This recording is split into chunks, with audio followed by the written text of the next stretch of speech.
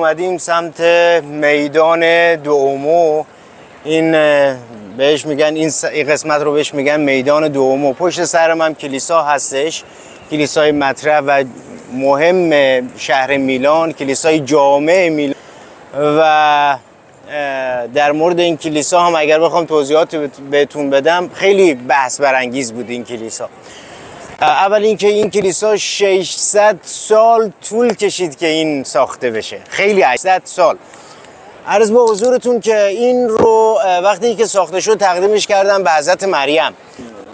در مورد این کلیسا خیلی انتقادات زیادی بود و بحث و جدل‌های زیادی بود در مورد ساخت این و معماری این. در سبک باروک و انواع اقسام سبک‌ها، کار معماراشون، هر کسی رو که می آوردن برای این بنا که حالا طرحی بده در وسط ساخت، مخصوصاً که میخواستن عوض بکنن طرح رو یا هر چیزی، با تندی برخورد میکردن، هم معمارا هم کارگرا.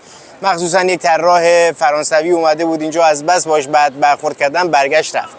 حالا خیلی مهمه که در مورد این کلیسا داخلش از سنگ‌های مرمر استفاده شده، سنگ‌های سفید، سیاه، قرمز، خیلی شیک شده. مجسمه است داخلش، پر از مجسمه است که خیلی کار شده. به همین دلیل 600 سال طول کشیده.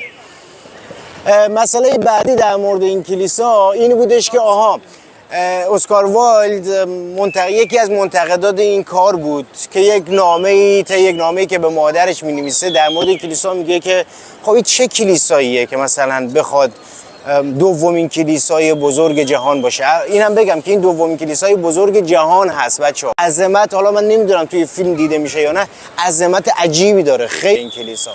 خیلی هم شیک کار شده این کلیسا، مثل کلیسای ساگرادا فامیلیا توی اسپانیا که براتون قبلا فیلمشو گذاشتم، پارسال رفته بودم، 7-8 ماه پیش رفته بودم فیلمشو گذاشتم که اونم خیلی بس برانگیز بود.